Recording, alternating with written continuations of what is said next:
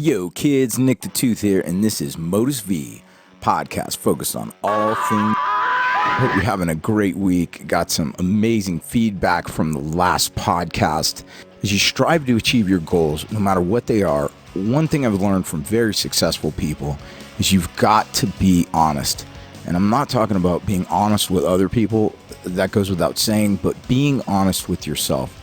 And it's really critical to acknowledge when you've gone through shit, because it's only acknowledging when you've gone through hard times and you've gone through struggles that you can learn what you need to learn from it.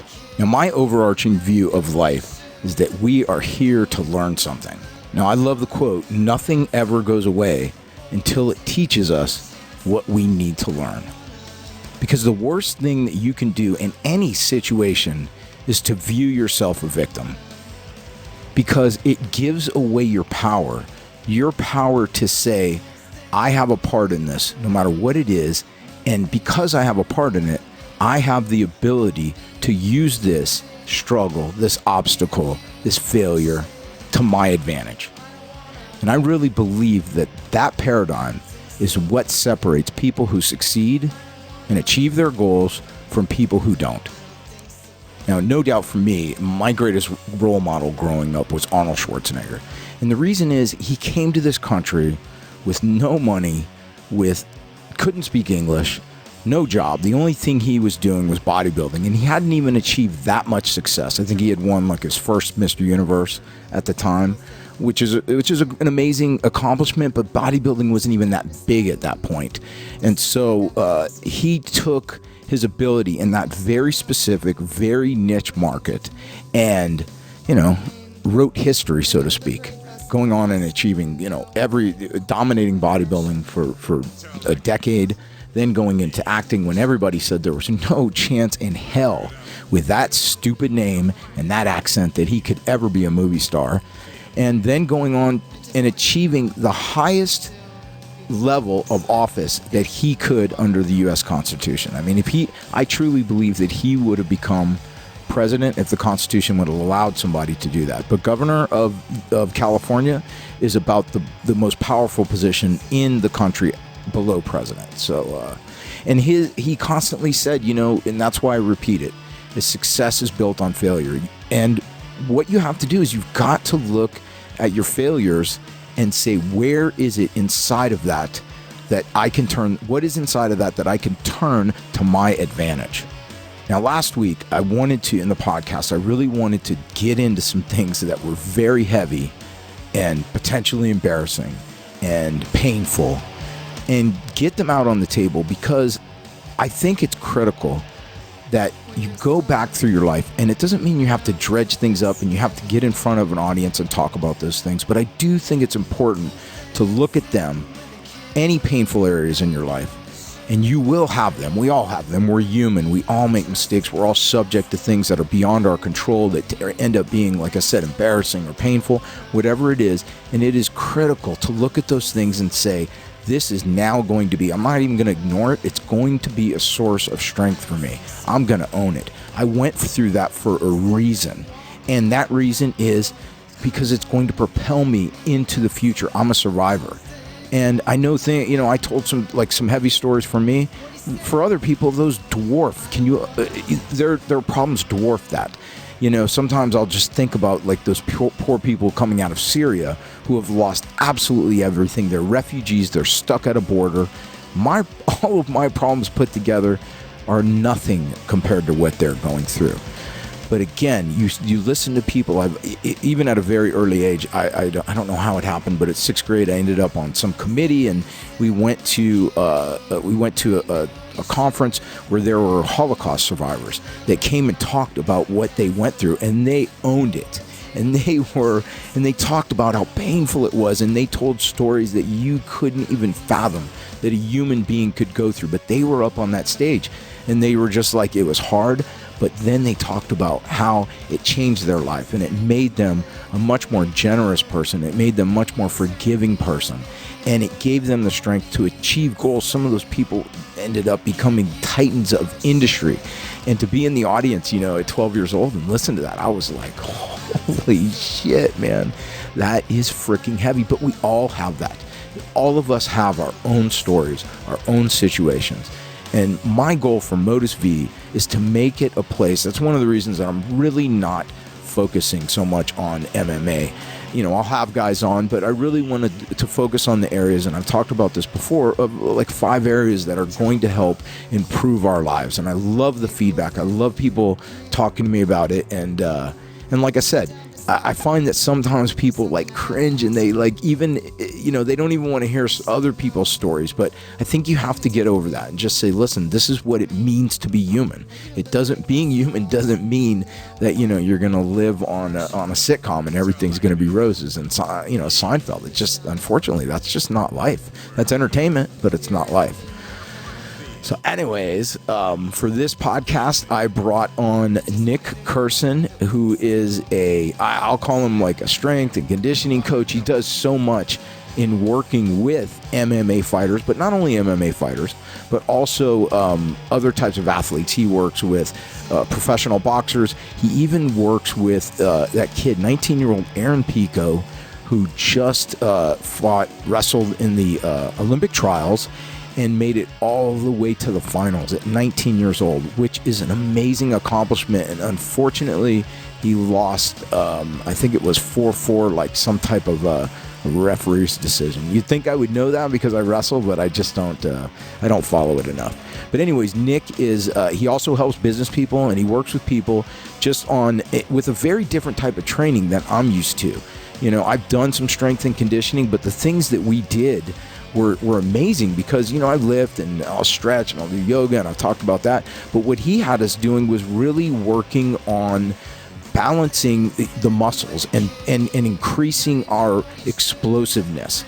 And some of the things were just, like just standing on a slanted board on our toes and throwing the ball back and forth. I went up there with John Tuck, a very close friend of mine, UFC fighter that I had on a few weeks back. But so, I did this with him, and man, and we worked on a balance ball, and there were so many exercises that we did that what blew me away is you could do them in your garage. You could do them with someone else and need very little space. It was much like yoga. You don't even need a gym. And he talked about how sometimes he'll do it with people at the park, or he'll go to the beach, and he works with Lyoto Machida. He works with Verdum and Rafael Dos Anjos. And for me, I've wanted to talk with Nick because when Rafael Dos Anjos faced Anthony Pettis at that, I think it was a championship fight, it was one of the most dominant performances I've ever seen. And Rafael Dos Anjos this was a year into the incredibly strict random drug testing that UFC has implemented under USADA. So it was, I was like, how is he doing this? He's obviously not on steroids, because I know he got tested, and guys who have been tested and are on have gotten popped. So from everything I've read, and I've read a lot of books, is that it's very difficult to beat those tests. So anyways, I got with Nick, and I also listened to Nick on he was on the Joe Rogan podcast. And so when I started asking around trying to get Nick on the podcast, I was told he doesn't do podcasts. He had a bad experience with the Rogan podcast.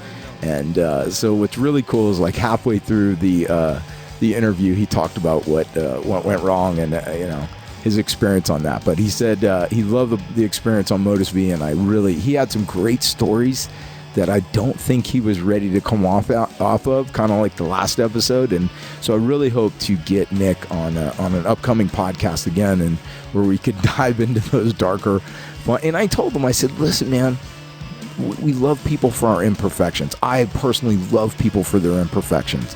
I don't want to hear about perfect people. And he laughed, and I told him that's life. That's what makes us human. And I think he laughed and really dug it. So hopefully get him on here in the future. But I really, he was just such a sweet guy. And despite the fact that he tried to kill me in the gym. But I hope you enjoy. I am taking off again to film, going to South Dakota tomorrow to do some camping, which is just insane. But I got some things up my sleeve, so I'm stoked. Anyways, listen up and enjoy.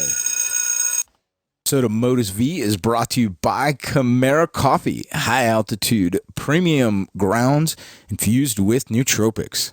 As this episode is about improving performance, I wanted to quote the late, great French author, and I'm going to butcher his name, Honoré de Balzac. Sounds like Balzac, that's what I would say, but I'm an American. Or kind of crude. But here was his recommendation for getting the most out of your coffee. Quote, "Finally, I have discovered a horrible, rather brutal method that I recommend only to men of excessive vigor. Men with thick black hair and skin covered with liver spots. Men with big square hands and legs shaped like bowling pins. It is a question of using finely pulverized, dense coffee, cold and dry, consumed on an empty stomach. The coffee falls into your stomach, a sack whose velvety interior is lined with tapestries of suckers and palpae. The coffee finds nothing else in the sack, and so it attacks these delicate and voluptuous linings. It acts like food and demands digestive juices. It wrings and twists the stomach for these juices. Appealing as a pythosis appeals to her god. It brutalizes these beautiful stomach linings as a wagon master abuses ponies. The plexus becomes inflamed. Sparks shoot all the way up to the brain. From that moment on, everything becomes agitated. Ideas quick march into motion like battalions of a grand army to its legendary fighting ground, and the battle rages. Memories charge in, bright flags on high. The cavalry of metaphor deploys with a magnificent gallop. The artillery of logic rushes up with clattering wagons and charges on imagination's orders. Sharpshooters sight and fire. Forms and shapes and characters rear up. The paper is spread with ink, for the nightly labor begins and ends with torrents of this black water as a battle opens and concludes with black powder. Anyhow, how freaking nuts is this lunatic? So what he's doing is he is just eating dry coffee grounds, which I, though a writer, do not recommend that anybody do. And not only that, I will not try it. And I can tell you one thing. I've tried a lot of shit, and this is no joke. You can go back and read a Fightland piece I did on Lyoto Machida and his dad. I was really more interested in his dad.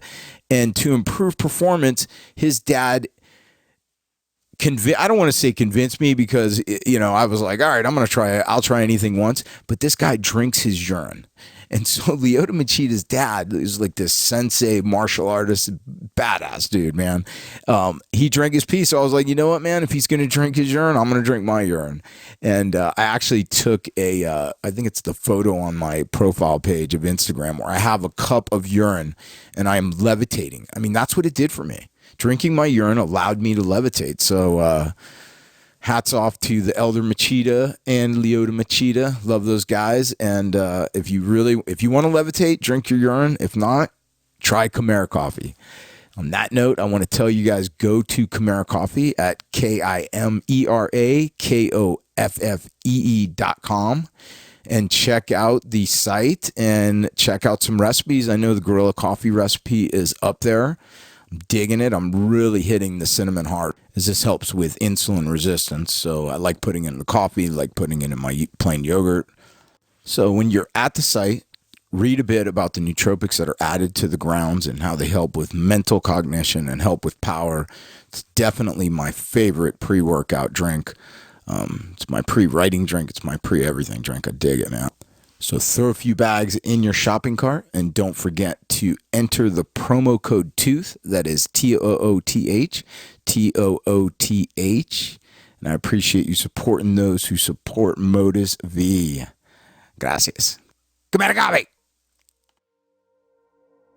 Now let's give a warm welcome to our guest, Nick Curson. All right, this is Modus V. I am up in today, up with Nick Curson, up in Torrance. Are we in Torrance? Yeah, Torrance. Torrance, California, man. How's it going today, brother? Going great. How you doing? Nick just put me through the worst workout I've ever been through in my life. It's not that bad. No, it was bad. No, really, you know what's crazy, man, about the workout? So, anyways, I want to introduce you. You train Rafael Dos Anjos. Right. I came up here with John Tuck, UFC fighter, and you train Verdum. Who else do you train? Fabricio Verdum, Lyoto Machida. I just started working with Lyoto after his last fight with, I forgot the guy's name. The guy that tested positive for steroids. I don't even remember. Cuban guy. I forgot his name. I can't even keep track of it. How do you like working with Leo? I love Leo. He's a great guy. Dude, wow. He's so freaking cool. He's the epitome of a martial artist. Right? He's humble. He's respectful. He's totally receptive to like new ideas and coaching. Yeah. Like you'll never hear him talking back. He's not a prima donna. He's like, wow. I was blown away. Like he's the nicest guy. I know, huh? He's so cool. It's crazy because, you know, the one thing about, and I'm going to talk about it again and again because it's such a pet peeve of mine, but I hate the meatheadedness about MMA. I can't stand it. And then all of a sudden you meet someone at the top like Lyoto, who is so humble and so cool. And you're like, wait a minute, it's not so bad, you know? Right. Just the nicest guy. But, you know, a lot of guys you train. And Rafael Dos Anjos is cool as shit, man. Well, nicest guy, family guy. The thing is, you know, well, I'm very fortunate, but I also weed out a lot of guys. You do? Yeah, I don't just train anybody that comes to me. You know what I mean? I kind of screen them a little bit, make sure our personalities aren't going to clash. For that reason, I don't really work with football players too much, professional football players anymore. Meathead. I've met a couple of nice ones, but I think they're very spoiled. You know, they've been spoiled all through college. That's true. Right? Yeah. High school athletes are great. Don't get me wrong. I love training high school athletes. Football players are hard workers. But, you know, you start getting into college and these guys, they're getting they're getting scholarships to do something they love. And then they're getting put into a career where the minimum pay is, I think, like $500,000 a year for football. And they're babied and they're catered to. Well, you know, it even starts earlier than that. When you have someone like we were talking earlier, I played high school football, and the guys there were like, I think 1 or 2 that ended up in the NFL, and they were babied from the time they were 14, 15, just because they had the genetics, you know what I mean, and the athletic ability, but really the genetics. Yeah. To where you could see this guy's going to the NFL. He's freaking 6'5", you know? Yeah. Can you imagine being a basketball player and knowing, like Kobe was in the NBA when he was like 18 or something, right? So you imagine like Shaq at 12 or 13, you knew he was going in the friggin' NBA. Everything was given to him, you know? So yeah, it's funny how there's just each sport has just a different personality type and a different different makeup of the guys. So what you do you consider what you do strength and conditioning? You know, I think there's a part of what I do that's strength and conditioning. I don't associate myself as being a strength and conditioning coach. I don't have the credential for that, the CS or whatever they call it. Oh, okay. I don't wear Under Armour shirts. I don't have a flat top. I don't wear Oakleys. You know what I mean? I do things a little differently. I guess the correct term for what I do is sports performance specialist. Okay. And so that embodies several different things, you know, strength, the mental aspect of the game, other various modalities that improve athleticism rather than just weightlifting and staying in the gym. Well, I first became aware of you because I think it was when Rafael Dos Anjos went into the fight with Pettis, and they were testing already for like a year for steroids and like real testing. Like real testing, you know what I mean? Yeah. And he came in there, and I just was. I have to be honest. I was like saying, okay, let's click off all the Brazilians who are gonna freaking fall down the rankings now that they're testing so heavily. And it doesn't. I don't mean to be prejudiced, but that was my mindset. But a lot of Americans they fell off too. But Rafael Dos Anjos, unlike almost everybody else in the freaking UFC, comes in and looks better than he's ever stronger. And better than he's ever looked. And I was like, holy shit, man, something's going on there. Right? Something legal is going on there. And so how early were you working with him before that fight? We started working about 2 years ago. So about maybe about a year and a half before that fight. Okay. Yeah. So a long time, huh? Yeah. Quite a while. And then I went to the Philippines, so I missed the fight against Khabib. I only trained him for about 3 weeks, so I left about 5 weeks out. Okay. And then I trained him for a full camp with Benson Henderson, then another full camp with Pettis, and then like 3 or 4 weeks for Nate Diaz, and then a full camp with the second Cerrone fight. You guys have been together a long time, man. Yeah. Wow, that's great. Team, man. It's a good team. Wow. How did it feel when he won that title? Oh man, to be part of that. That was amazing, Right? Especially just to see the performance of a lifetime. I mean, you'd never see a champion get dominated like that for 5 rounds. I've never seen that happen before. I know. By a challenger who's, I think at the time he was ranked fourth or fifth, so he wasn't even the top 2 or so, I think. And it was a beat down. Yeah, he got mauled. Yeah, and what's crazy is he's just about mauled everybody. Right. That he stepped in with since then. So when Rafael, so he's a UFC athlete. He's obviously a great athlete. How do you add so much to an already amazing game? Yeah. To someone who's at that level of performance. Well, I think the first thing you do is you've got to assess the athlete and find out what his weaknesses are. Mm-hmm. And a lot of that you can do through muscle testing, through stamina testing, and just reviewing footage and of his previous fights, and just kind of watch him in sparring and see what taxes him the most and what he needs. So you're actually going over to King's, and you've watched his training. As it gets closer and closer to the fight, I watch the training, and sometimes I even run some of the training for them, like the grappling stuff, and put them through drills and exercises, and you know what I mean, have them do circuit training with multiple partners, and just kind of supervise it a little bit, keep track of the time, and So you, I'm going to even backtrack further. We're doing like a reverse time machine here. So you actually roll, and you started rolling under Hickson. Is that right? Yeah, I started training at Hickson's Academy in West LA in 95.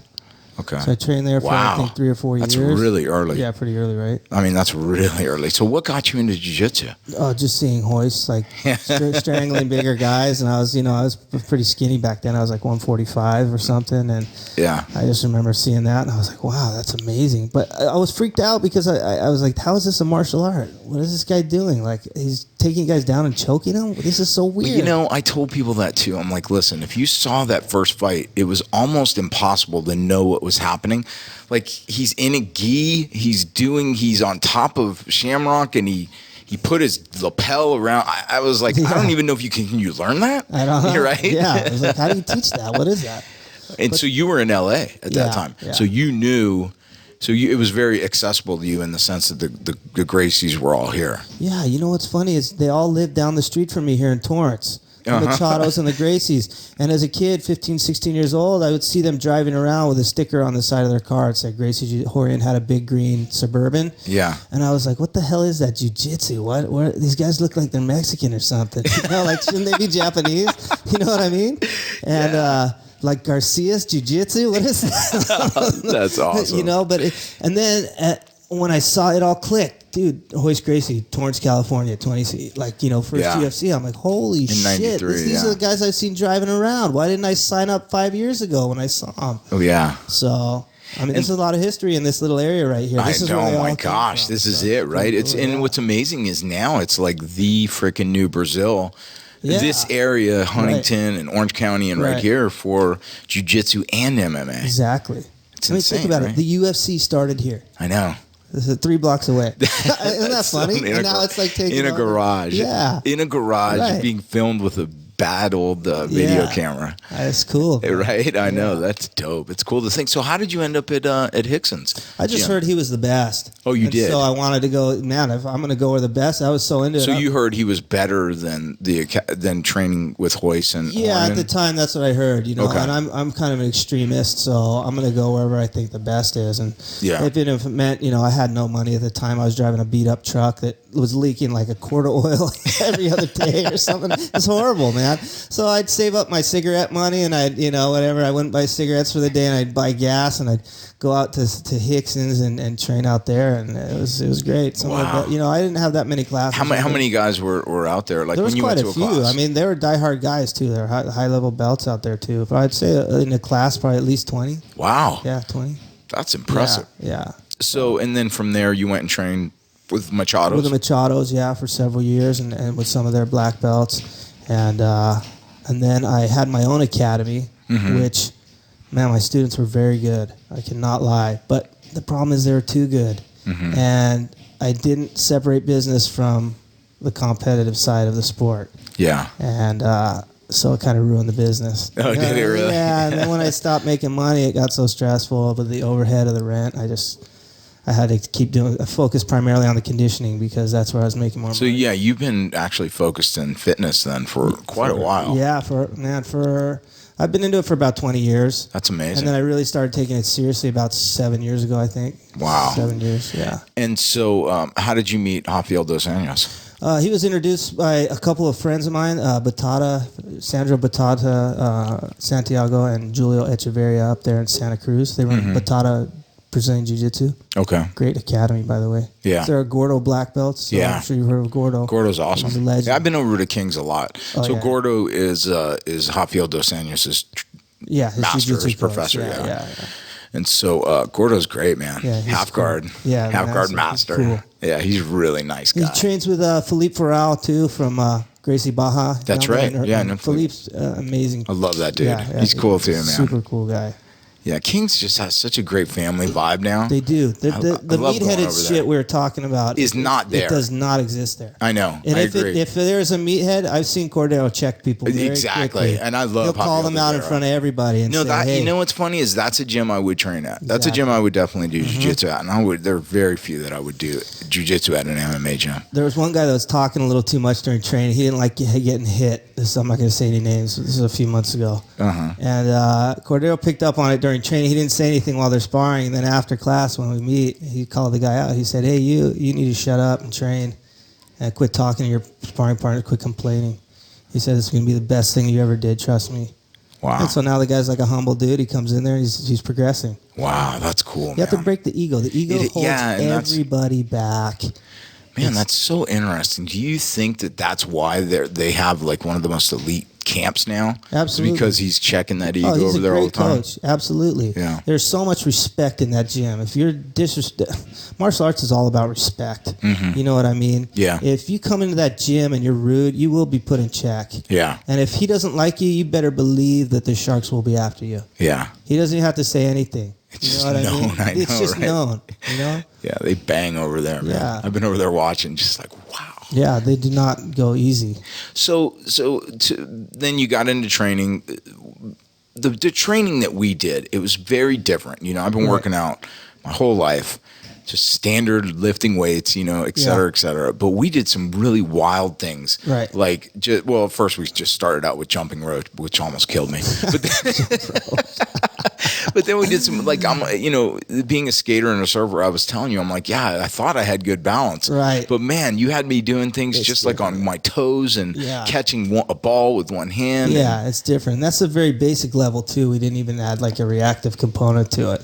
So it just kind of shows you how the nervous system has a tendency to stagnate when it's not being challenged. It's not being exactly. So is that like your primary goal? Is or is that one of them? Is you're going to stimulate the nervous system? Absolutely, yeah. Okay. Because the nervous system is it plays such a critical role in everything we do in terms of athleticism, speed, coordination, timing, proprioception, rate of force production, how quickly you produce force. Yeah, because nothing we did, I mean, to say you're a strength and conditioning coach, I mean, just misses everything because we weren't lifting weight, a whole lot of weight or anything. I mean, everything was almost like just small balls. Yeah.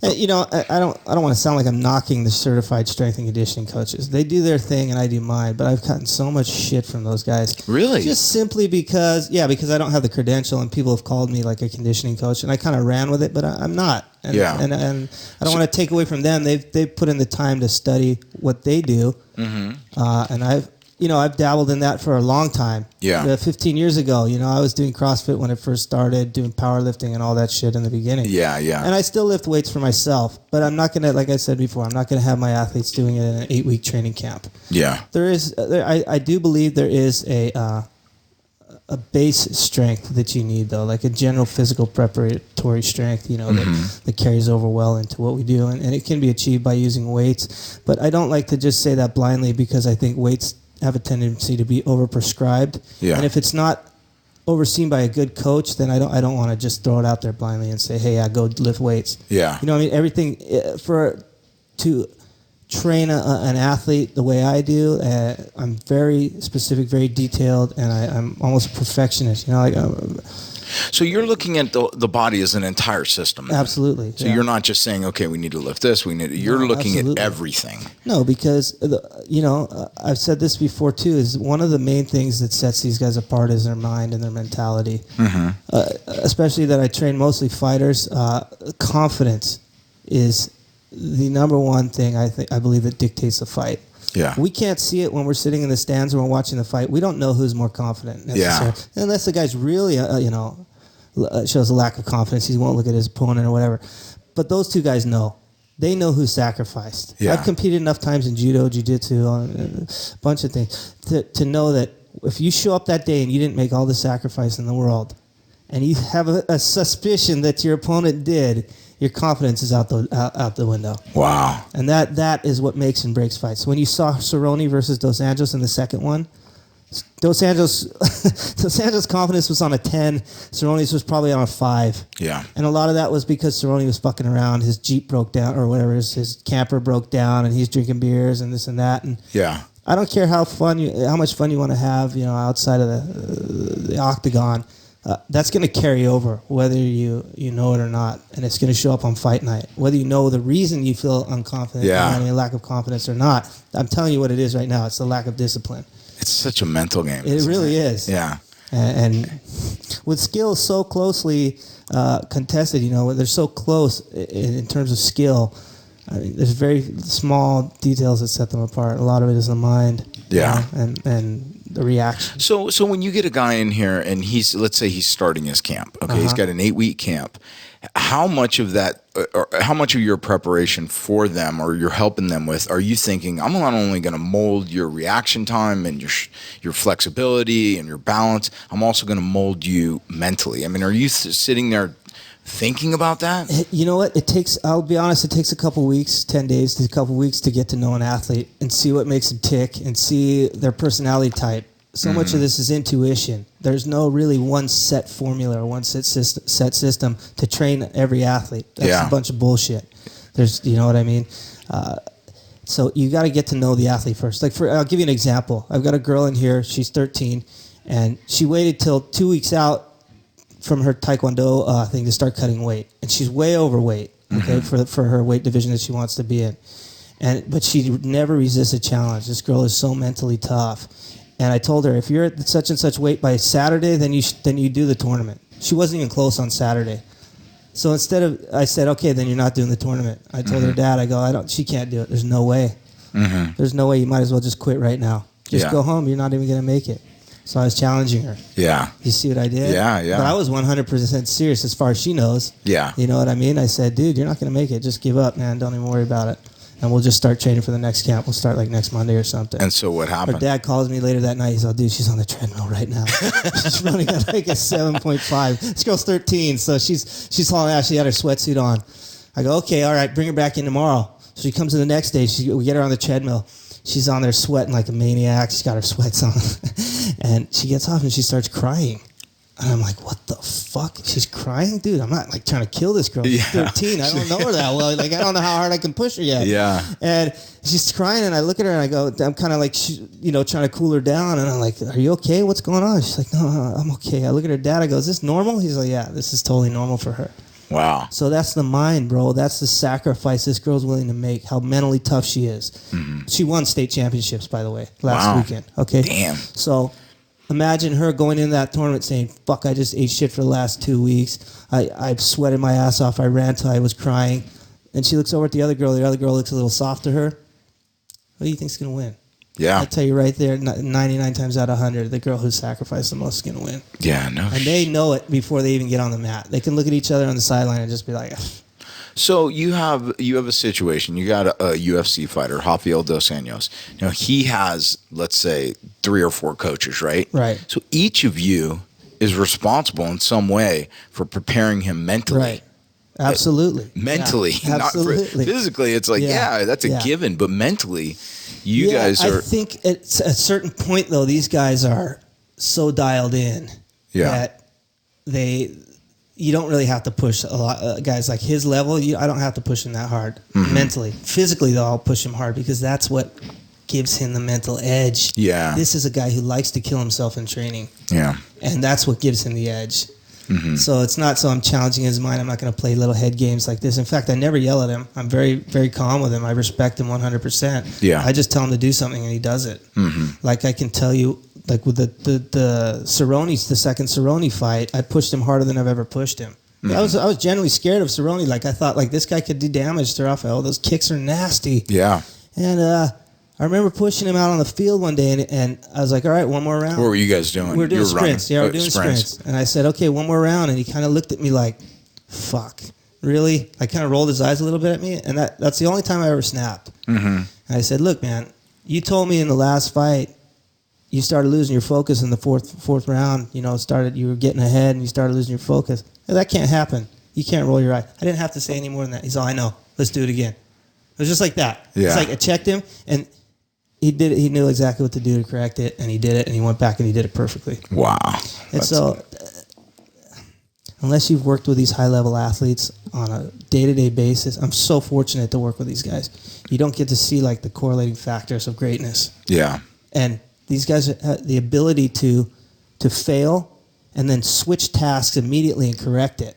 Yeah. Rather than be a guy that dwells on the failure. Fuck, I can't believe I didn't do that. Oh, man, I can't believe I'm struggling with this. No, they put it aside, they try it again, and they succeed. I see that with all these great athletes. Isn't that amazing, too? Because it's crazy that, I've said this before, I say it all the time, is that success is really built on failure. But what you're talking about is fucking awesome because in the middle of a fight, they experience a failure. Yeah. And then instead that didn't work. Yes. It's the ability, I really believe that in the personality of a successful fighter, they have the ability to switch tasks on a split second. You know what I mean? Say, hey, now, when you say switch tasks, what do you mean? Some guys get fixated on one thing. Yeah. And they'll keep trying and trying until they realize, hey, it doesn't work. Yeah. You know what I mean? Maybe 50 attempts later, they're like, dude, it's not working this way. We make things harder than they have to be. Yeah. And again, this is one of those things that you can't really pinpoint or show somebody unless they see it firsthand, with all these guys. And so do you ever try and work with the guys in that respect? Like if you know a guy is having trouble, because we were just kind of talking about that with John Tuck about how, some guys will say, hey, I'm going to get a knockout. I'm going to get a knockout. And it's like you were saying they're wrong in that respect. Yeah, they're looking for the one-punch knockout. The day you start looking for the one-punch knockout, you're kind of shooting yourself in the foot, I think, because you're narrowing your focus. Yeah. And if you don't get it. Yeah, what happens if you don't get it? You've got to beat your opponent in every area. And like I said, if you can't beat him in a certain area, then you learn how to defend that area and get away and switch tasks is what you're saying. And get back to your strong points. Yeah. It's crazy that it's once again is like sports are such a great metaphor for life because sometimes I'll find myself, and I'm sure you're the same way. We're all probably the same way, where you get frustrated with something, and the reality is you got to clear it and frickin' move on to something else completely. Yeah. See, that's the thing, like with ADHD, like I was telling you, like I've got ADHD, and guys like me, we tend to get fixated on things. I've learned to deal with it. I've been through therapy, and it's been very successful. But guys get fixated on something to the point where it's not necessarily some hyperactive kid in a classroom that can't sit still. I know some of the smartest people in the world have ADHD or OCD. And absolutely. This is what I think some of the greatest athletes in the world are OCD. Yeah, propelled David Beckham, full of OCD. I mean, there's hundreds of them. Yeah. I'd say a majority of the guys that I train are OCD, right? Maybe a little bit, not to the point where it's detrimental or anything, but with perfectionists. But ADHD thing is an inability to switch tasks. So you get fixated on something until you lose the stimulation. So you might get really, really good at something, and right before you master it, you kind of lose interest on it. Yeah. But during that time, everything else is the deficit. Yeah. So you forget to pay bills. You forget your card payment. Oh, I forgot to do my laundry. Where's my phone? Because you're so fixated on one thing.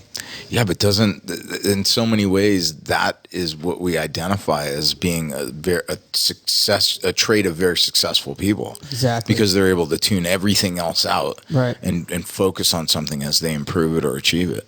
Yeah, not to toot my own horn or anything, but I think that's why I've become very good at what I do, is because this is something that is never ending. It's always stimulating me. A new athlete is a new challenge. Yeah. And I've always felt like I was a much better coach than an athlete. and so it just really meshes with my personality. You know? So now that you've achieved quite a bit of notoriety as far as doing what you do you have guys coming to you now that are contacting you? Yeah, absolutely. I've got a lot of them, man. I get a ton of guys. I really MMA like working fighters. with the fighters and the boxers and the wrestlers and the amateur athletes. Yeah. I had a lot of guys contact me for like football off season. How does that differ, like boxing compared to MMA? It doesn't. Both fighters. They're actually very humble. I'd say the best experiences I've had have been with boxers. No, I mean like training. Is it a different style of There's training? different energy systems. There's And when you say energy system, what do you mean by that? Like you've got you got your long term, your short term anaerobic, and your long term anaerobic. So 3 different energy systems there. Boxing is primarily 2. Okay. MMA is usually 2. Okay. But different ones. So it's like what? What do you mean? Like what? Well, you've got your short term, right? Mm-hmm. And your long term anaerobic, which is primarily. So you're talking about like cardiovascular type. Yeah, exactly. So short term gas and long. Yeah. Exactly.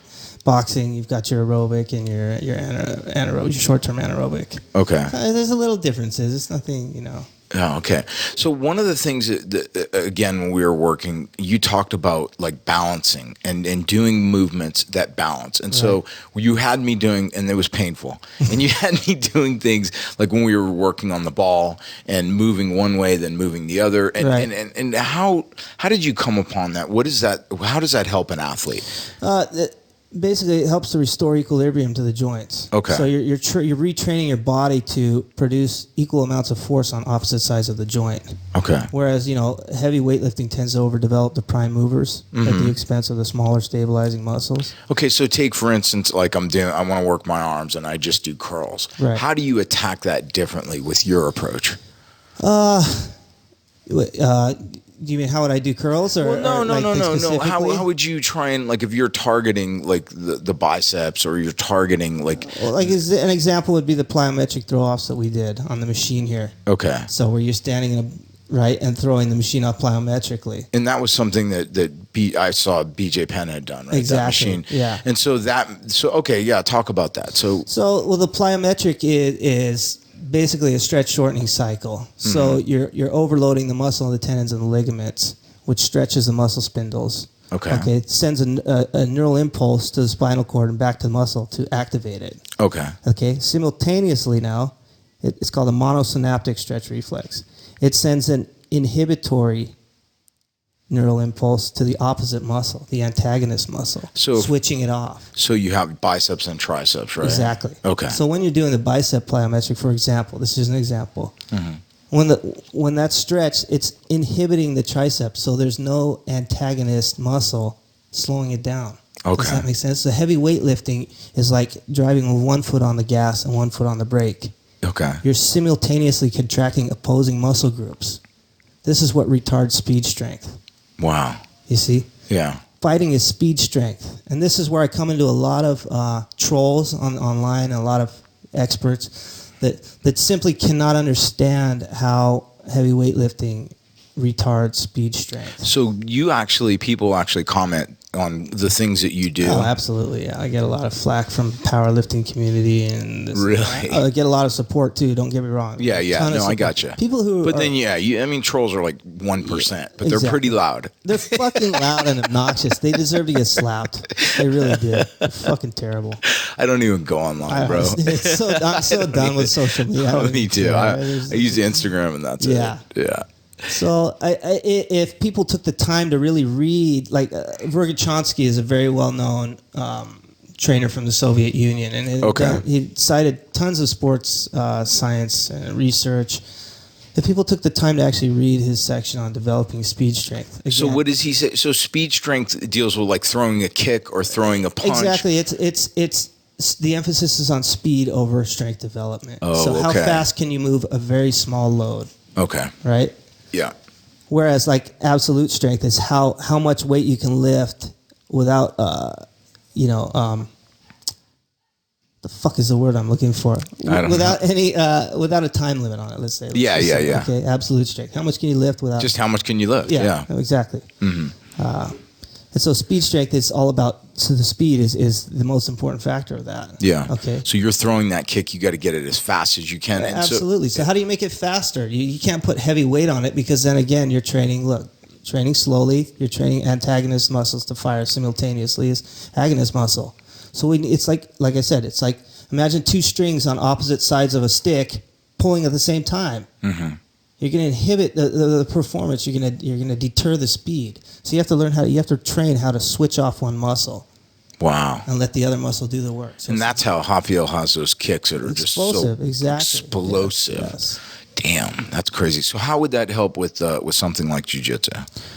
Jiu-jitsu, there's a lot of isometric holds in jiu-jitsu, so it's a kind of different. But it's still at the highest levels, jiu-jitsu is still a reactive sport, and it's still quick. There's still quickness involved. Explosive speed and beating these guys someone are not squeezing you. When you've rolled with high-level guys, they're not squeezing you till they're sweating and breathing heavy on your back, right? No. They're very fluid, and they're very relaxed, and they contract when they need to. Yeah. That's that heightened sense of kinesthetic awareness. Mm-hmm. Okay, they use and efficiency. They use just enough to get what they want. Yeah. The timing of their moves is flawless. Yeah. Do you agree? Is that? Oh, absolutely. It's all timing. It's all timing. It's not strength. It's not sitting doing 500-pound deadlifts. It's not. You know what I mean? Again, I like lifting weights for myself. I'm not a competitive athlete, so for me, I want to, stay strong. I'm getting older, 42 now, so I need to stay strong and keep. So how about something and retard strength? I'm not looking for explosive strength. I'm looking for more slow strength that I can carry my kid around the mall and shit. Yeah, exactly. So So how about something like surfing or something? Do you ever work with athletes like that? Like, how would that? Is it just the same thing, that explosive? So I do work with a surfer, Nick Lamb. He just won the Titans of Mavericks. The big wave event up in. He's a phenomenal surfer. And so what do you do with him? It's such a different sport. It seems like than MMA. And explosive strength doesn't necessarily come into play there. A lot of that is strength in the trunk, in the torso, and the hips. Okay. And the abdominals and lower back. That's really the emphasis. So core, you're just building his core. Balance.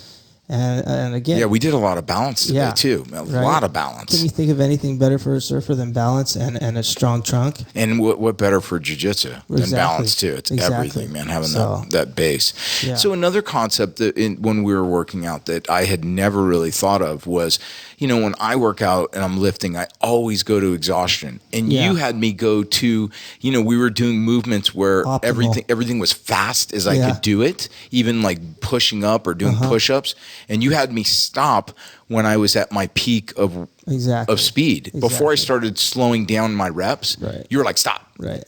And it's the simplest way to explain that is muscle memory or rate coding. People can research rate coding all they want. I'm not going to go into we don't have to get too technical. I've been up since 2 a.m., dude. I'm not, okay. You can just start making stuff up. We'll exactly, right? But muscle memory, think about it. Your body's going to retain the last bit of information that you program into it. Yeah. So we want to try to always emphasize the peak and the optimal performance, rather than degrading.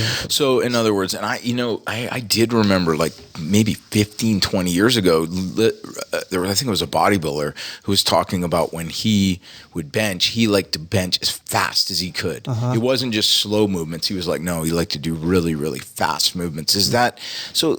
Let's say you have someone at home who doesn't have access, can't come up here and train with you. Right.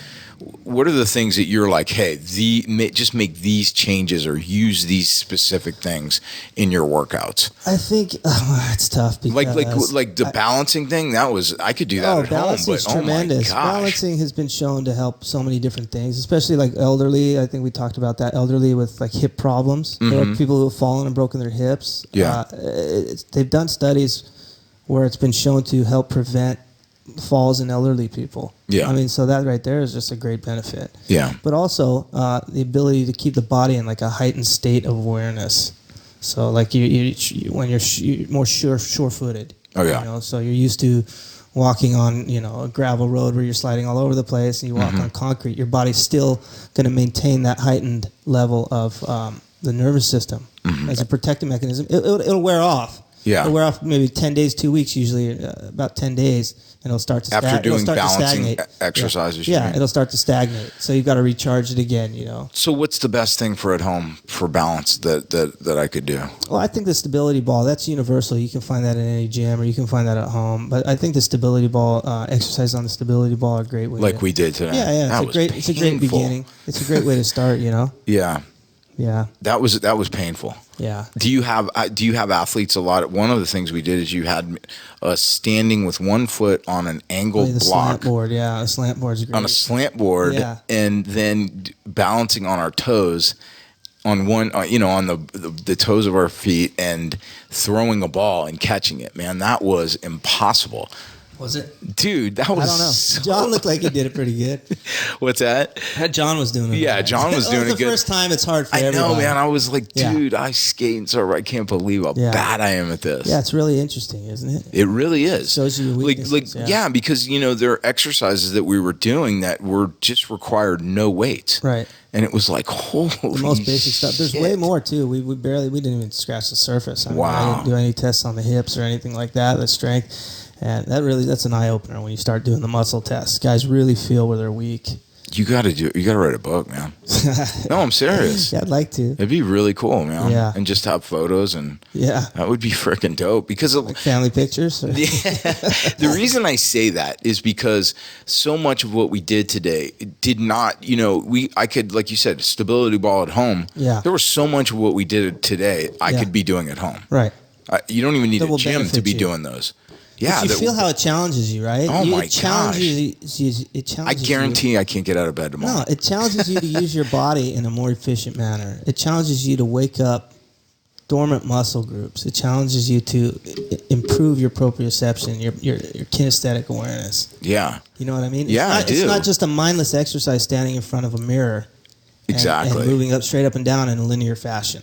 Yeah. Okay. No, and I can see how doing this, how much it would just benefit me throughout forget about just jiu-jitsu, just in my life. Mm-hmm. Just the fact that all of a sudden it almost feels like after doing what we did, there were parts of me that were woken up. Yeah. That I was just like, holy shit, dude, man. let me just touch on something real quick. Yeah, go ahead. Earlier when I was talking about the energy systems, I was talking about the aerobic energy system, the lactic anaerobic system, and then the alactic anaerobic system. Yeah. I just want to say that. Okay. For all the fucking trolls that are listening, they're gonna come back and say this guy's talking. I found you've got to be very specific, man. When I went on the Joe Rogan podcast, and rightly and how so, was that? So that was your first podcast, and that was like one of the biggest podcasts. See, I didn't even know. It's a pressure cooker in there too, man. I didn't even know what a podcast was. I heard one podcast about 6 or 7 years ago. It was a jiu-jitsu podcast, and it was the most boring thing I've ever heard. So I never listened to one ever since then. Okay? Yeah. So about 5 days before I'm going on the Joe Rogan podcast, I tell all my buddies, hey, dude, you guys got to check this out. I'm going on the Joe Rogan podcast. And then all of a sudden they're like, dude, are you fucking serious? He's got like 25 million listeners, man. It's the biggest podcast in the world. And I'm like, holy shit, what am I going to talk about? It made you all nervous. Yeah, dude, I've been training guys from 5 a.m. to 9 p.m. at night. Yeah. I have no social life. What the fuck am I looked it up on YouTube. He had like Artie Lang, that guy Joey Diaz, like all these amazing speakers. Like, what the hell am I going to talk about? Then you're going, why am I doing this? I'm like, dude, what the fuck? Yeah, I was about to cancel. I'm like, dude, this is crazy. What am I doing, man? Uh-huh. So, I mean, I'm not even talking about training or anything to people, just focused on training. Yeah. And so I get the bright idea like, hey, I'm going to go on there. You know what? I'm going to take my ADD medication. I haven't taken it in 6 months. Actually, it was more like 8 months. So I'm like, if I take it at 11 and we're talking at 1, I'm going to be perfect. I'm going to have a great conversation. Uh-huh. And because I don't need the medication anymore, it completely backfired. It was like drinking 10 or 12 cups of coffee on top of being nervous. I read some comments on YouTube. Like people are like, dude, I don't know. There's something weird about this guy. His body language is all fucking. Like, dude, I'm choking on my own saliva. Like, I had the worst dry mouth. I was like, fucking couldn't see straight. I had 15 thoughts going on in my head at once. I was saying all kinds of wrong shit. Like, just to clarify, muscles don't get shorter as they get bigger. That's not what I intended to say. Okay, that is totally inaccurate and not what I intended to say. There's a couple other things that I touched on. But, like what? Well, like... foot strength. People didn't believe that the foot produces the greatest amount of force in weightlifting and Olympic lifting. But it is so simple to understand this.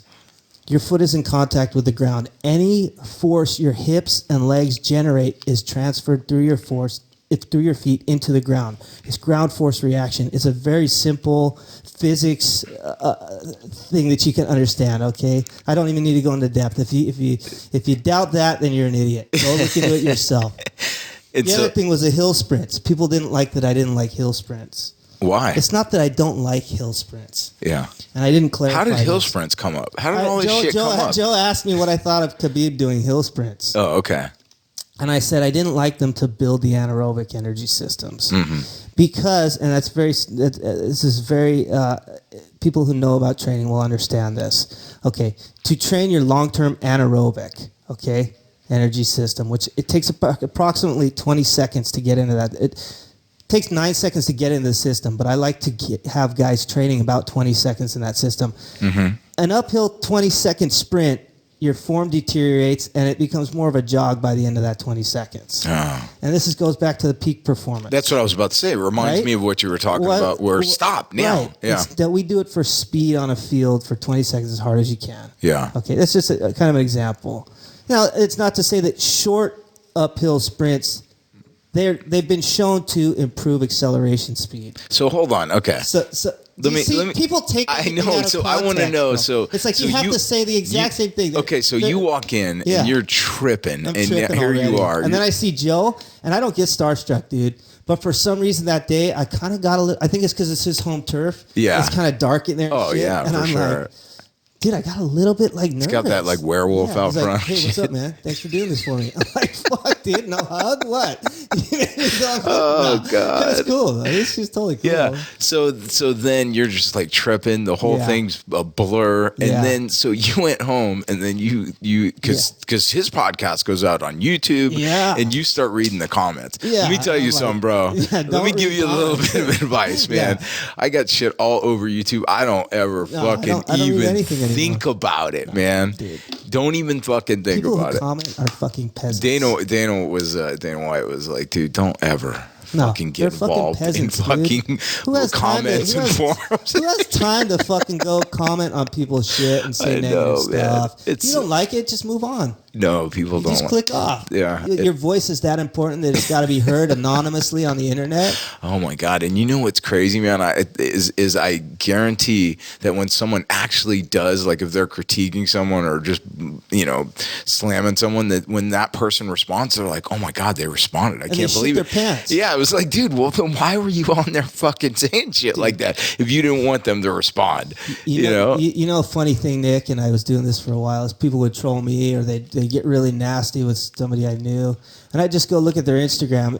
Like usually on Instagram they'll fucking say some stupid shit, and then I look and their account's private.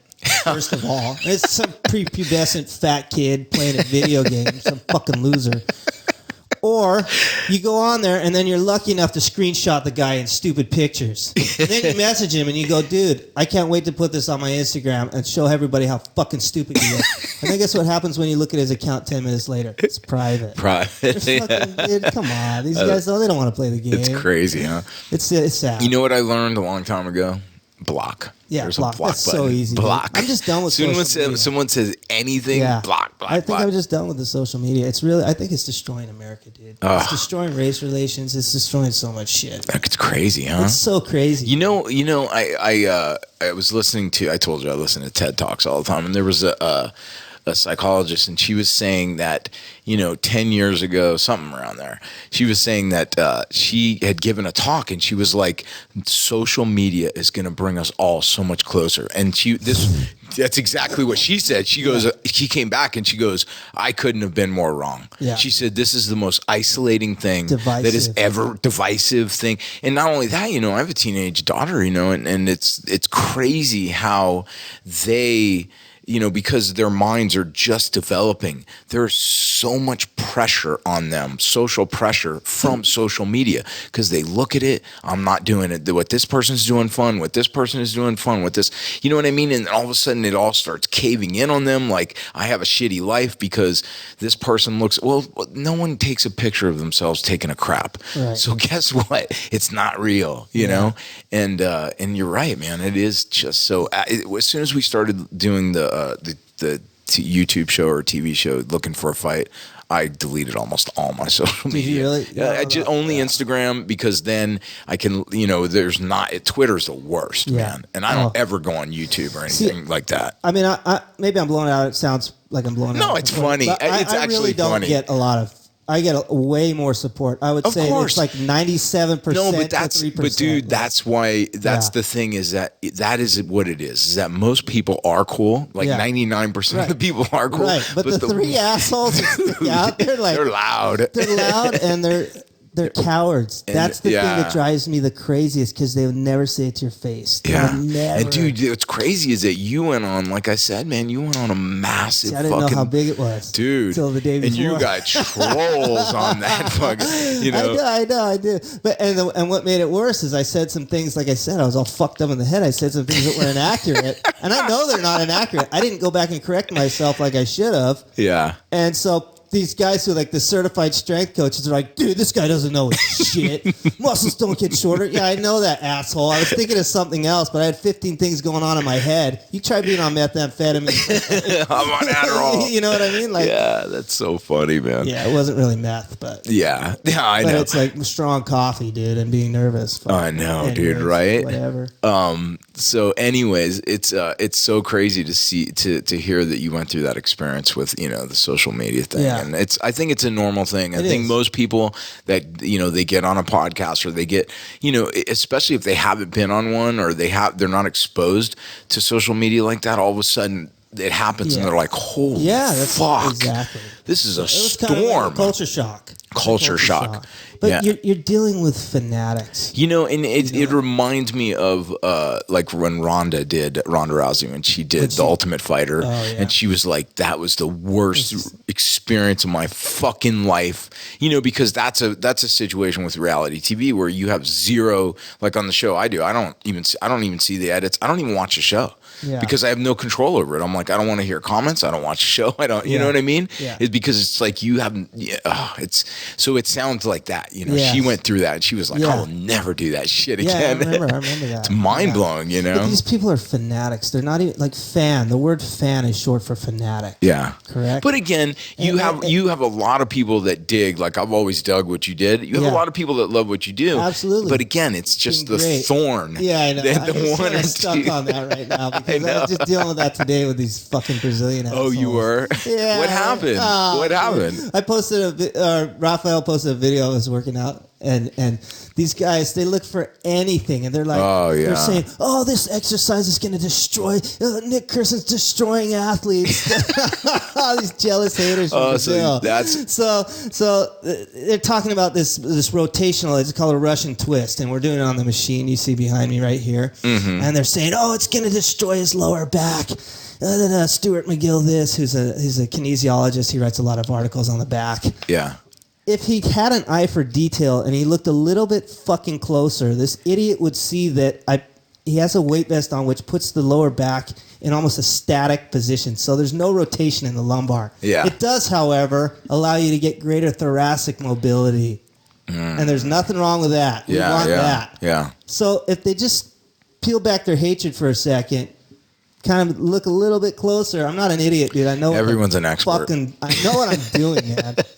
You know what I mean? That's awesome, man. I don't know how many world championships the guy I've worked with that have been successful. I think it's maybe 12 now. Yeah. You know what I mean? But man, the Brazilian fans are fanatics too. Man. They just I get a lot to from the Brazilian guys. That's what exactly. It's like it's like, okay, is it worth going on there to see the love? Yeah. To see just those few haters. You gotta go. Oh.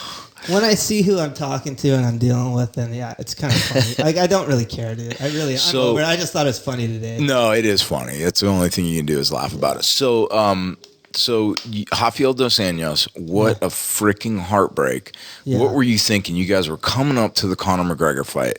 Dude, I had a feeling it was going to happen. You did? Well, why?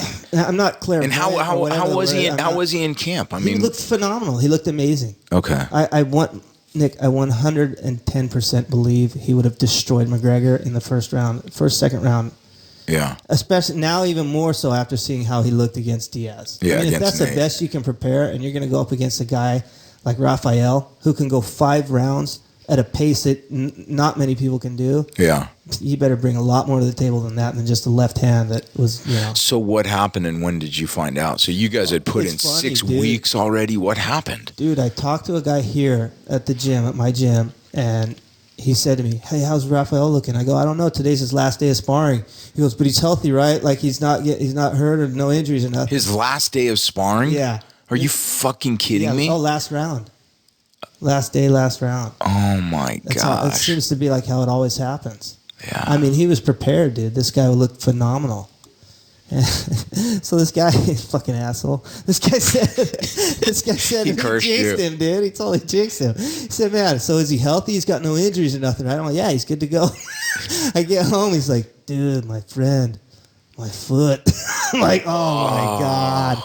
But Nick, What happened? What did he just? he fractured. He kicked a guy in sparring, and the guy checked the kick with his knee, and his foot pad moved out of the way a little bit, and he fractured the fifth metatarsal. It's a freak thing, Yeah, it just happens. Not a freak thing. That happens. I've broken my metatarsal like 3 or 4 times, my left foot. But I mean, it's an unfortunate thing. Yeah. It happens. Yeah. I know he was devastated. He wanted to shut this guy out. Oh my gosh! To shut him up for the Brazilian people and to make some money. And make some. There was some money in that fight, man. Oh my Nate gosh! Diaz made out. It's funny because Nate Diaz and Rafael ran into each other. I think 2 days after the fight or something like that in Whole Foods in. Oh, they Santa did? Monica. Yeah, that's what Rafael told me. And Nate just came up to him and he looked at his foot, and Rafael was like in this stroller thing. He's got one leg like on a scooter, like he's on his shin, Yeah. on the scooter on the seat. And Rafael looks at him, and Nate's like, "Hey man, good luck with your foot," Yeah. or something. And Rafael's like, "Hey, great job with the fight." Yeah. Cordial, It's cool. Nate's a great think- dude, man, I and know, Rafael's a great dude. I know. And I believe that there is a mutual respect between the two. Absolutely. You know what I mean? Yeah, I don't- for sure. Real recognize real, dude. Yeah, right. You know what I yeah. So- Nate's nothing but a fighter. No, I know. It's all. He's a martial great. artist. He loves jujitsu. He teaches kids I always had jujitsu. respect for him. Yeah. But I wasn't like a supporter until after the last fight. Really? Yeah. I love that I don't like dude, to jump man. on the bandwagon, but I have a lot more respect for him now. Yeah. You know what I mean? Just Yeah. like taking it on 2 weeks' notice. And showing up Holding and it down, dude. holding it down, Yeah. man. I think I've watched that fight 30 times.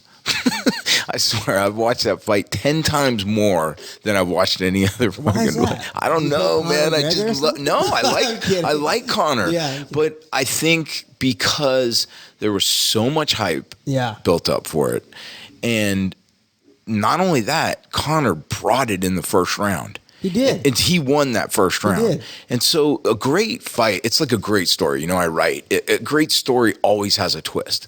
Right? And a great fight is a great story. And so that story just happened to have, that fight happened to be one of the greatest stories ever because the buildup was great. Rafael Dos Anjos got hurt. He took Nate a left Diaz turn. said, it took so many left turns. Wow. Then Conor McGregor's winning, Yeah. cut him, bleeding. It's like, dude, is he going to do this? And Yeah. then all of a sudden in the second round, it took another left turn. Shot as well. That's what I mean. So it was just such, and I like Conor and I like Nate, and it was Yeah. just a fucking great fight, I man. gained a little bit of respect for Conor McGregor too, a little more. Yeah. I like as an entertainer and as a fighter, I think I gained quite a bit of respect for him after that. Yeah, I mean, look, he stepped up and took it too. You get one shot at this. Yes. You know what I mean? You don't live, you don't get to fight in the UFC for very long. No. You need to cash in and do your thing while you can. It's a good point because, in life, you better freaking embrace it because you don't have many days. That's right. And that's, and you see Conor and it's like, yeah, you can talk all the shit you want. He is embracing his life. He is. He's Whether going to win. The best fighter He's or going to not, lose. Yeah. It's irrelevant. It is irrelevant. He's doing what he's got to do to set him and his family up for the rest of their lives. Exactly. At the end of the day, that's all that matters. Yeah. In my opinion. And he's writing his own story. He's like, people are gonna know me for this. I'm gonna be a loud shit talking, and I'm gonna get in there and freaking get in the ring, and I'm gonna put it on the line. And so, I like him. I give him credit too, man. People always ask me what I think about his strength and conditioning. Let's hear it, man. You want to know what I think? Yeah. I think it's very appealing to the eye. Yeah. I do. All that movement stuff? Yeah, and I respect Ito Portal. He seems like a genuine guy. He seems like a nice guy. Is that his strength and conditioning coach? He's passionate about, he's a movement movement coach. Yeah. and he's passionate about what he does. But I do think the periodization is lacking. So which means the what is lacking? Periodization, the structure and the planning of the training camp. Like these type of movements, if anything, should be done in the beginning. You know, it's a different type of movement. These are like isotonic and isometric positions and kind of slow paced. It's too close to a fight to be doing that. Yeah. Do you know what I mean? Yeah. It's not going to be, you're not going to I mean, what is that kind of thing supposed to benefit you with? Agility, timing? What is that? Well, supposedly, agility and stuff like that. But again, this should all be done in the beginning of the camp. Like, I don't know why I'm throwing a bone to the guy. My guy might fight him, but you know what I mean? An isotonic contraction is completely different than what you use in a sport like fighting. Those are ballistic, explosive contractions. You know what I mean? Yeah. So to try to get the and I believe this has something to do with why Conor gassed out and why he claims he was inefficient in the fight. That's why I bring this up right now. You don't think it was because he was going for the knockout, didn't get it? You just think? I think. Look, I could put Rafa. We could put Rafa. I was about to say that. If you look at Javier Dos Anjos, he could go for a knockout and he'll recover in one round and be ready to go on this. And not only that, when he throws a kick, it's just. I think it taxed him more that he'd been doing these movements that were not specific to the sport prior to the fight. Yeah. Like push-ups and these alligator walks, and then he's got to kind of relearn a movement in the fight. Yeah. You know what I mean? Wake the body up quickly. Yeah. And he's not used to feeling some slowness or some. Yeah, and you could, and maybe I'm wrong about this, but watching that fight as it started with Nate, Nate hadn't really had a camp. He had to get his timing and his distance. He talked about that. Right. But the reality is, Nate Diaz, that's how he fights. That's what he does. He spars all the time. Right. He does that all the time. He wasn't, however. I know. I trained Joe Schilling. You know what I mean? So he's very good friends with Nate Diaz. He told me Nate was really in Cabo, like drinking, like when he got the Nate call. said that. He wasn't like doing triathlons and shit. That's what Nate said. He goes, dude, I just came off the beach in Cabo. What do you do in Cabo? You're partying. Exactly. Yeah. Holy moly, man. Yeah, so, that'd be great to get the story behind that, man. Dude, I mean, I wonder if he was like nervous or if it was like, I mean, of course everyone's nervous when they fight, but he had to be like the paydays. Right. Yeah, well, I mean, he's also got a nice little cushion, though. If he loses, he's got nothing to lose. He's got 2 weeks' notice. I mean, exactly. Pay me. I don't mind getting punched. No, dude, that fight is the greatest. To me, so awesome. It's the greatest fight in the UFC history. I didn't like, to be honest, I didn't like seeing Conor lose that way. I didn't like it. I liked. Yeah, because you wanted your guy to come in there and beat him.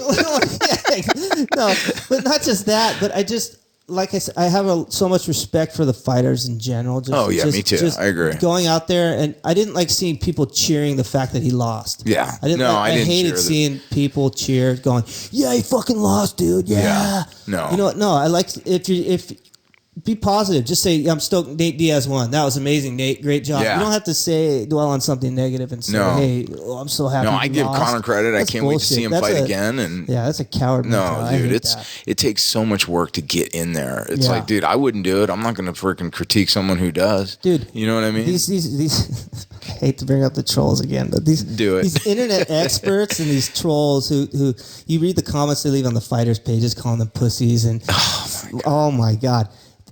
Nick, these guys cannot even walk from the dressing room to the octagon. Yeah. They cannot even make the walk. It's crazy. Just out of pure fear, I promise you that. To call these guys a pussy, man. I never read anything like that. That's crazy. I mean, just imagine, like, you get one of these kids and you tell him to take his shirt off and walk out to the cage in front of 15,000 people. Think he could do it? It's insane. No way, fat, dude. doughy, white, pasty fuck. You know what I mean? Right? No doubt. Dude, no two ways about it. I'm just sick of cowardice. I guess that's what it is. Yeah. That's what I am. And I'm kind of ashamed as an American to see our country, like, really becoming like that, man. But I don't. Kind of rampant. You know what, though, man? You say it's rampant, though. It's like, I think people who never had a voice are empowered by the fact that, wait a minute, I have this thing where people are actually going to see and hear what I'm saying. Yeah, or is it too accessible? It is. Is that it is. the But thing? then again, it's up to us, I think. It's the new reality. It's not going anywhere. Yeah. And that's why I'm just like, I don't go on forums. I don't go, Yeah. No, I tuned it out, man. You got to learn to tune it out. You do. And it just came up today, so it's kind of funny. No, I think it's hilarious. It you know, it's relevant because all of us go through that. You know, Yeah. all of us. You know, you even get people like or kids even like I was going back to high school. You know, where they have something on Facebook and someone says something nasty, and it's like fucking everybody sees it, and then they're. It's a fact of life now. Right. I don't think it's going anywhere. You know, and we'll just learn to block. Nick, as a writer, what's your favorite TV show? Right now? Yeah. Do you have one? Oh, for sure. Game of Thrones. Game of Thrones? I love Game of Thrones. See, now you're like the third person last week that told me. Have you watched it? No, I've never seen it. Oh, dude, it's I saw one dope. episode and I couldn't get into it. Bro, it's so good. You just got to give it time. Have you seen Luther? No, I haven't. Is it good? Dude, that's a good show. Is it good? Yeah, it's really good. Oh, I got to check that Luther's out. on Netflix. It's an English, British show, right? Exactly, yeah. And he's a private detective? Yeah. One of my clients is a writer. Mm-hmm. He's written some great stuff. He also writes for NCIS. Oh, LA. no shit. Yeah, but he says it's one of the best shows he's ever seen. What, Luther? There's so many twists that you, even as a writer, you won't be able to pick up. Oh, I got to check that out. It's really awesome, dude. Yeah, that's dope. Yeah. I'm going to check that out. I like that one. And then... what else do I like? Breaking Bad. I just started watching. Oh, Breaking Bad is cool, man. That's a great show. Again, I watched that one like 2 or 3 times, like the first couple of episodes, and I couldn't get into it, dude. Yeah. And now I'm like hooked on it. Oh, you wait. Awesome. When you start watching Game of Thrones, man, that show is dope, bro. See, as a dad, this is what I get to look forward to now. I work all day, and then I get to go home and have like 2 hours of peace when my baby goes to sleep. Right? I know, huh? Yeah. I know. Yeah. So, what do you have coming up? I mean, who's fighting next? Okay, so Lyoto's fighting next weekend. Lyoto Machida. Mm-hmm. He's fighting Dan Henderson in Tampa, and then Fabricio Verdum is fighting in a few weeks in Brazil. He's fighting Stipe. Khabib's on that card, right? Tony Ferguson got hurt. Yeah. I guess they pulled Khabib out. Oh, they did pull Khabib? Yeah, okay. I think he's not going to fight. Okay. And then after that, I start working with Ruslan Provodnikov. I start working with him next week, and he's got a big fight in New York against John Molina. And then I've got a few of the guys from the Philippines, a couple of champions coming over from the Philippines to work here. They've got a big promotion, all the boxing promotions. And then... John Tuck just walked in. Yeah, John. John's, when's your fight, bro? Mine is May 8th, Rotterdam. May 8th, Rotterdam. Who are you? What's his name? Nick Hein. Nick Hein? Yeah, he's Yeah. number one German. Number one German. European top prospect. Yeah, it should be good, dude. Can absorb the European. John Tuck just walked in. He's got a kombucha, it looks like. Is that kombucha? Yes, sir. Dude, you've been drinking kombucha all day.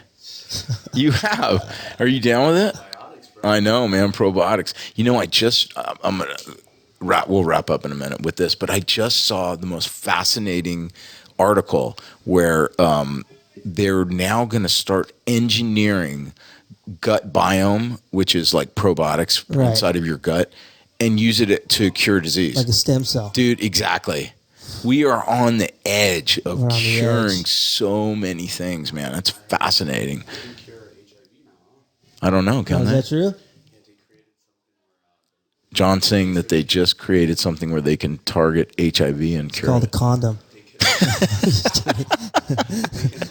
it's supposed to be like a laser or something where they pull the He's saying the that. HIV cells away from. Wow. Really? Is that we'll real? have to check that out, Oh, man. that's crazy. John's saying that they can use a laser to do some shit with HIV. That's cool, man. We got to check that out. Yeah, definitely things are... Science major over here. I know, right? John Tuck, Guam. Guam scientist. There's no science going on. There's no science on Guam, is there?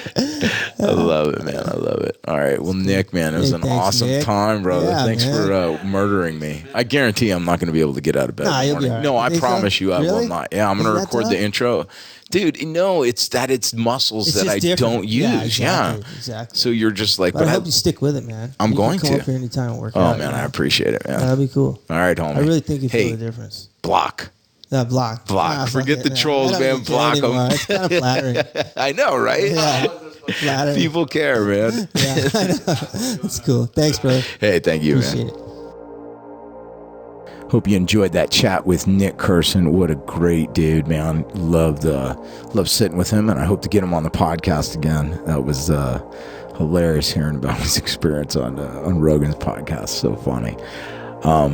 Anyways, if you could go ahead and leave a review if you haven't yet on iTunes, and check out the shirts at nicktotooth.com. The Tage shirt is going to be coming to a close. I think we sold out the run, or just about sold out, so check it out. We'll have some new designs, really cool designs. You're gonna like them. So anyways, thanks for listening, thanks for the support, and thanks for the reviews, and check out Khmer Coffee. Adios.